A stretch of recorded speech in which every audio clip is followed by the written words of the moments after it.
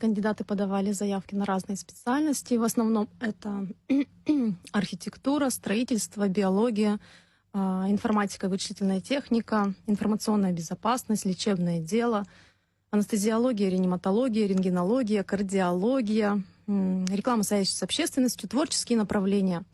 Вот, если говорить о наибольшем конкурсе, то, конечно же, это у нас составили специальности архитектура, дизайн, медицинские направления и IT-направления. В рамках квотной кампании участвует более 450 российских вузов, но в основном кандидаты предпочитают выбирать Москву на выбор, Санкт-Петербург. В этом году также кандидаты у нас были распределены в такие города, как Краснодар, Ростов-на-Дону, Казань, Ярославль, Майкоп, Якутск, в Кабардино-Балкарию дети были распределены в вузы.